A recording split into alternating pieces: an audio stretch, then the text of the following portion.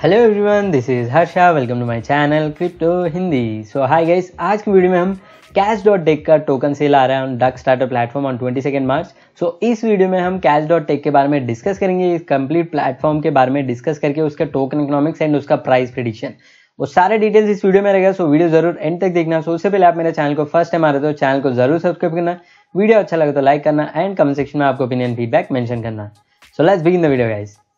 सो guys, first thing Cash.tech product क्या है, उसके मेन यूज केसेस डिस्कस करते हैं। सो फर्स्ट थिंग, एक digital currency conversion, payment, staking and lending all in one single application.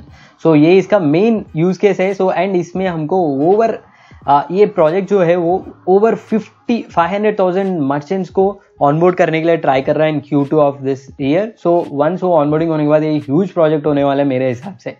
So first thing, इसका products क्या है वो डिस्कस करते हैं। सो इसका मेन 3 प्रोडक्ट्स है। First is decentralised commerce banking. So इसका मतलब इसमें हम स्टेकिंग लेंडिंग सर्विसेज यूज कर सकते हैं, just like any other d phi application. इसमें हम स्टेक करके उसके ऊपर अर्निंग कर सकते हैं, इंटरेस्ट, और आप स्टेक करके कोलैटरल में किस क्रिप्टो को कोलैटरल रख के दूसरा क्रिप्टो को आप लोन में ले सकते हैं। सो ये इसका फर्स्ट यूज केस है।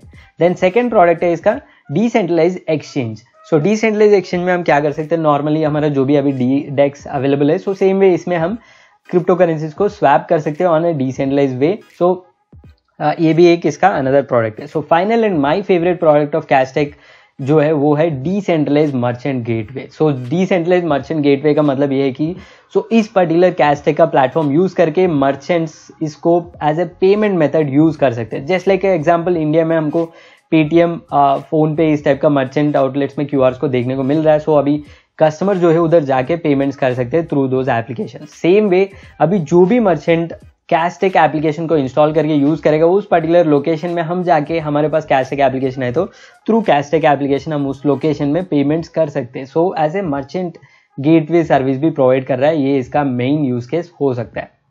सो अभी इसमें मल्टी ब्लॉकचेन इंटीग्रेशन भी हो रहा है। सो अभी हम सबको पता है बाइनेंस स्मार्ट चेन का DApps बहुत ज़्यादा आ रहा है अभी इस 2021 में। सो इसमें ऑलरेडी इथेरियम का हो गया, अभी नेक्स्ट इसमें मल्टी ब्लॉकचेन इंटीग्रेशन भी होगा, तब इसका और भी एडवांटेजेस हो सकता है through cross chain functionalities. Then coming to Cash.tech का बिगेस्ट प्रॉब्लम क्या सॉल्व कर रहा है। सो अभी क्रिप्टो स्पेस में इतना सारा क्रिप्टो करेंसीज ऑलरेडी अवेलेबल है, इस किस टाइप का प्रॉब्लम को सॉल्व कर रहा है।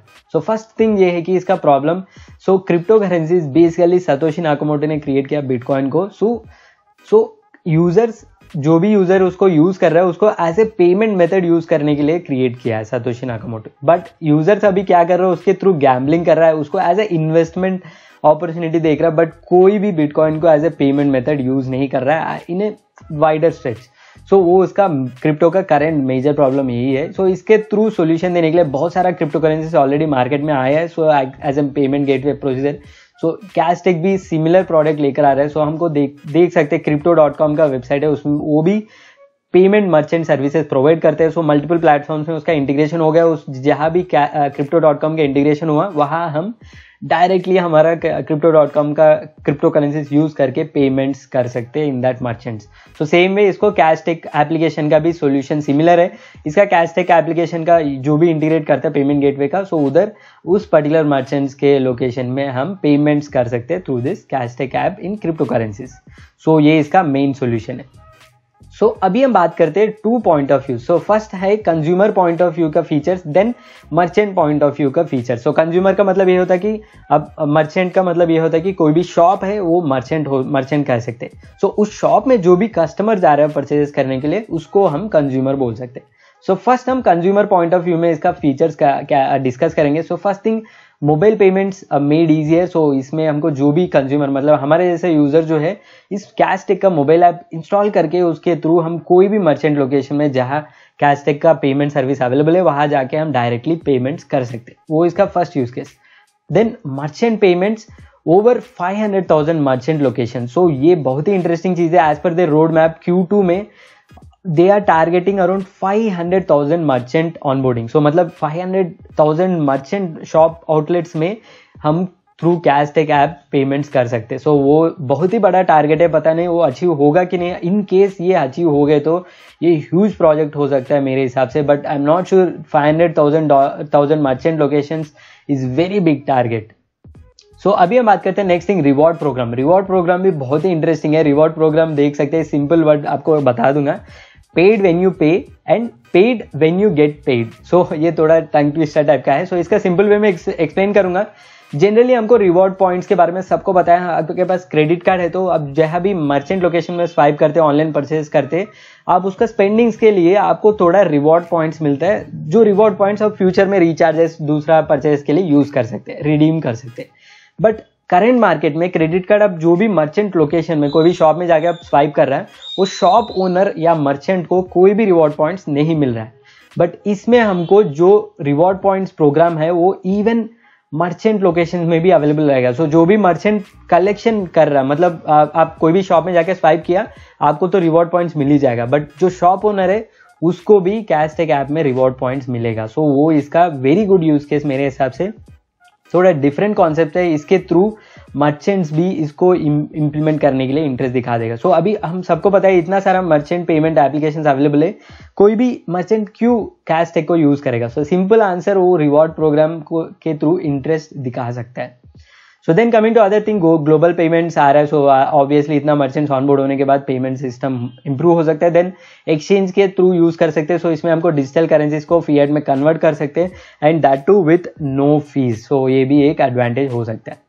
देन अभी हम कंज्यूमर पर्सपेक्टिव देख लिया। सो अभी हम मर्चेंट फीचर्स देखते हैं। सो मर्चेंट फीचर भी ऑलमोस्ट ऑलरेडी एक्सप्लेन किया।